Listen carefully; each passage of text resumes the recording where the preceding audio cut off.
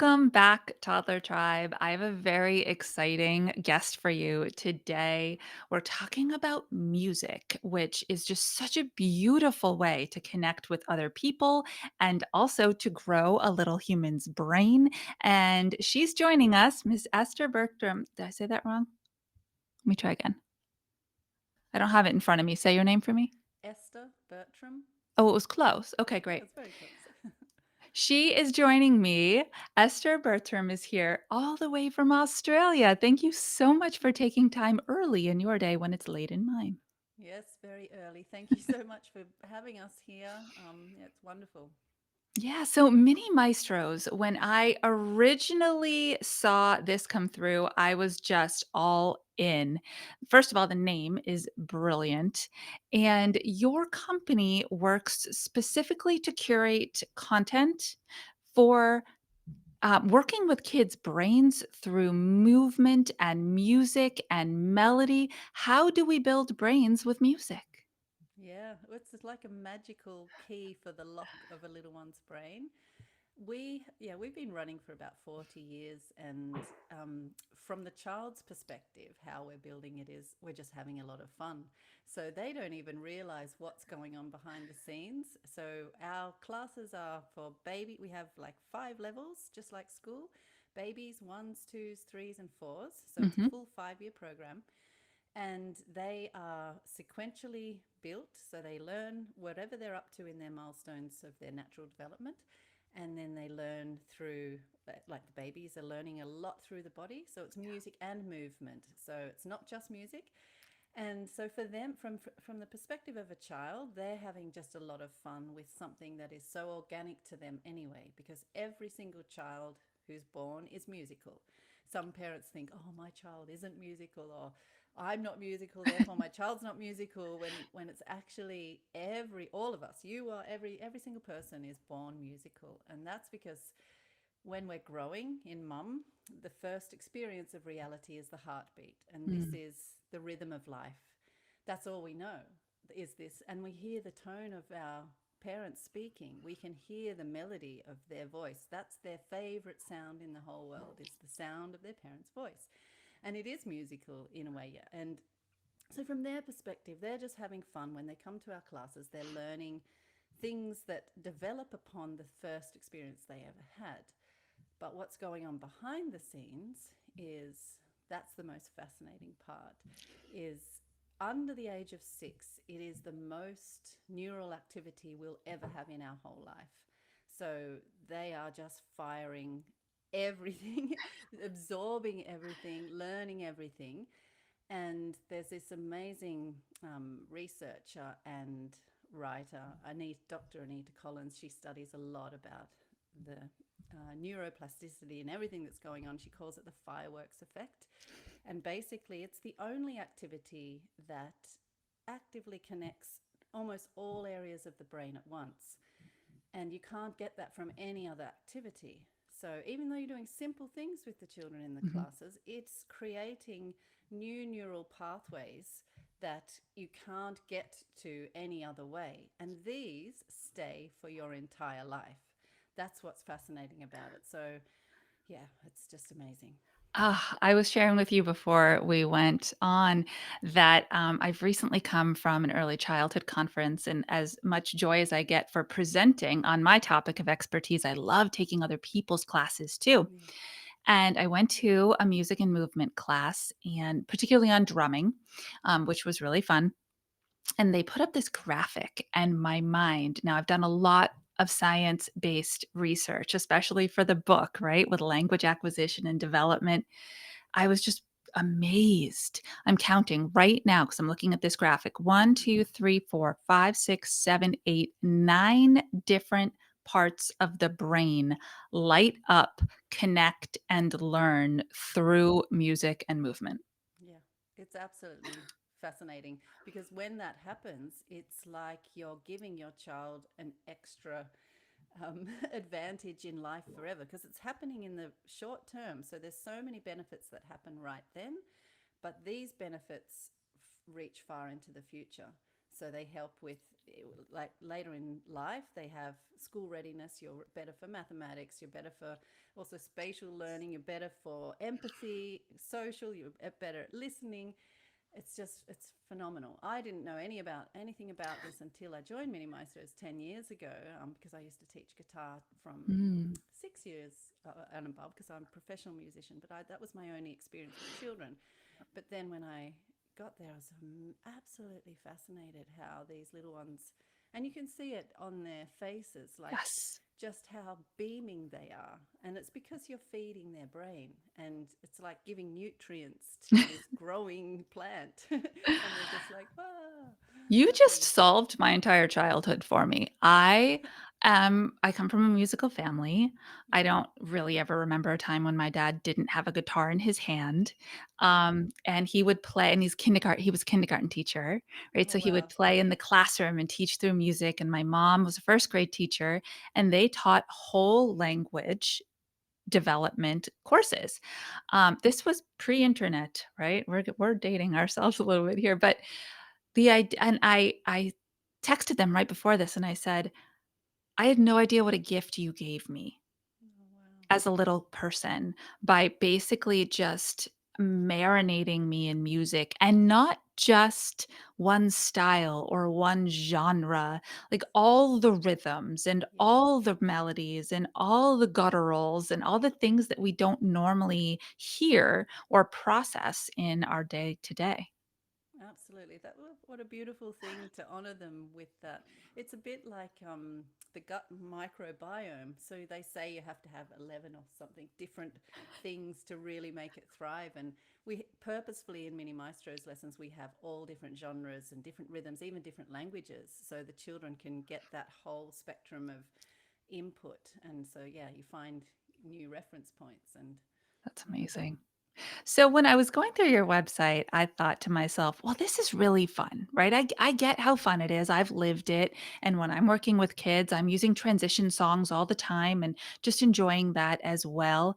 Um, but I noticed that you specifically call out these skills that by going through your courses and your classes, kids are developing their language acquisition, that Mm. their speech and their articulation is evolving. Their auditory processing they're practicing hearing up through that cochlea and into that's part of the brain that processes speech. Motor skills, all of those made sense to me as a teacher. Mm. Yeah. Then I saw focusing and steady beat. Help Mm. me understand. Oh, yeah. So steady beat is a very common thing we do in all of our classes, like especially through the body and learning how to just feel that rhythm. Again, going back to the heartbeat. So that often is a steady beat, unless the mum's running for the bus and it's going really fast. But having that very steady beat is one of the base levels of music, because from that, that's when you can. It's like that's a reference point. You know, when there's a steady beat, that's your drive behind everything, and then you can expand from there. So we have a lot of that, and for children this age, we learn it through the body. So we'll have stamping songs Mm, or clapping or tapping on the drum. So there's a lot of learning what that is and experiencing it through the body.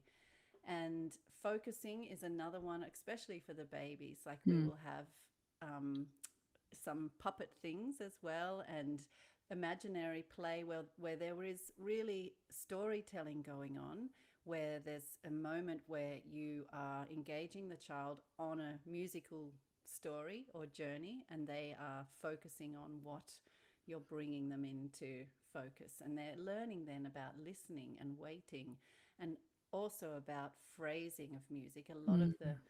babies, I was the most amazing thing is at our end of year concerts, we have all the years performing on the stage with their parents, and the babies steal the show.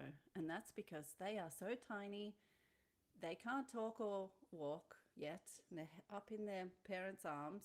They've got their peekaboo scarves, and they're listening to the music. They're focusing on the music and waiting and listening.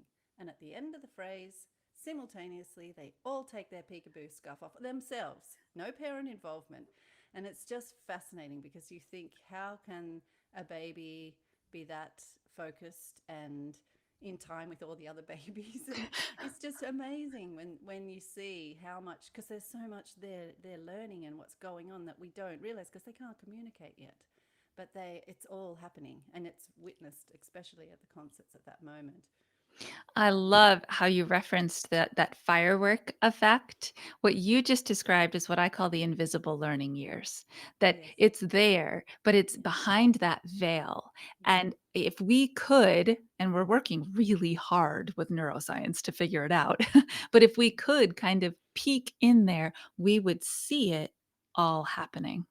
Yeah, that's the thing. And it's been there for years. We've all been doing it intuitively. We know, Yes. like, and all tribes around the world, they rock their babies with lullabies to help them emotionally regulate and soothe. And we stamp in time with rhythms ourselves. We might have a little living room dance party.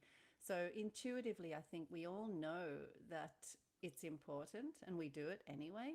But the science is just catching up now, going, well, this is why. We And already know that's it's good, but wonderful. yeah, it's a very One of important. the things I love that you said is that a lot of parents don't think that they're musical. So, Mm, what I've noticed is people think they have to actually be able to sing in mm, order to be allowed to sing in front of their child. mm, And that's just not real, is it? Like, these mm. kiddos are not criticizing pitch. They are absorbing intonation and fluctuation of melody, and they're making other connections. Absolutely. Yeah, it's that is a very, very common thing for parents because the further we get away as adults from childhood play, the more self aware and self insecure we can sometimes get of just having fun and being silly and just trying things, whereas children don't have that. But what children pick up on more than anything, because they're not yet attuned to tune and this, they pick up energy and enthusiasm. So if you come to music with enthusiasm and you just give it a go and you just try and you let your hair down and you jump around like a kangaroo, because it doesn't matter actually. If you look at it from the moon, you're a tiny little ant. Who actually cares? It doesn't matter if you're going to be silly, especially with your child. Like, your child will love it. They love it. They love it when their parents are just a little bit silly. But your energy for sharing that moment with them, it helps bond with your child as well. And there is no better sound to them than their parents' voice. And it does not matter if you have the most creative tuning of the world. We just have to remember that it's also for their experience. And yeah, we just need to get out of our own way and not be so insecure. Absolutely. The other thing that I have been noticing is, well, we know kids learn through repetition, right? That's not new information. But what I'm noticing is that the adults, whoever they might be, get very tired of the repetition very quickly. Right? We are always looking for something novel, something new, so up level it or do the melody different, or we're looking for a resolution that sounds good to us. Mm. So, how do we know when this kiddo has learned everything they can learn from the repetition, whether that song be 3 times in a row, 9 times in a row, 12 times in a row, and we're like, "Please, no more." Mm. You'll know because they'll lose a bit of interest and they'll start exploring more. So, the great thing about music is there's no right or wrong outcomes, and that creates a growth mindset in children. Mm, So, if they repeat enough, it's so crucial that they repeat because that is the building block of confidence.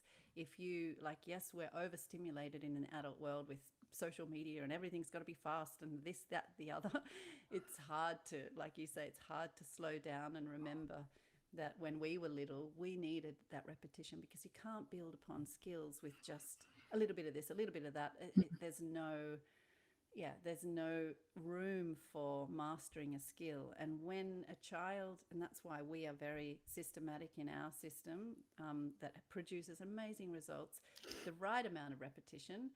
Some children will learn faster and some take longer, but the average, we cater for the average. And so it's a bit flexible. And that's why Mini Maestros on demand is amazing, because you can go at your own pace. Yeah. When you repeat at the right amount, the child is building these fundamental skills that they are then so, there's no right or wrong answers, but when they do master it, they are filled with such confidence, and that confidence spreads into their whole childhood experience, their whole adult experience, because they've got strong self-esteem. I mastered something. They've got the reward chemicals going on. I've done it, and your parents are proud. Look, you've done it. You've done it. You're so like those little babies, Yeah. with the peekaboo. Yeah. Yeah, and building that intrinsic motivation, that inner desire to know that you have something you'd like to achieve and then figure out how you're gonna get there. I Yeah. mean, the fact that music can do that is just so beautiful in a way that just straight words just can't do. That's correct. Yes, creative problem solving is another one of these after effects because of this brain connection. So you, in the short term, you're doing uh, creative problem solving with this. Let's experiment with a different rhythm and a different melody, but purely the fact that this brain is having the fireworks effect with the neuroplasticity at its highest under 6, sorry, you then have the ability with this overarching effect of creative problem solving in any domain of life. Yeah. So one of my dad wrote 4 children's albums and recorded them first on cassette tapes and then on CDs.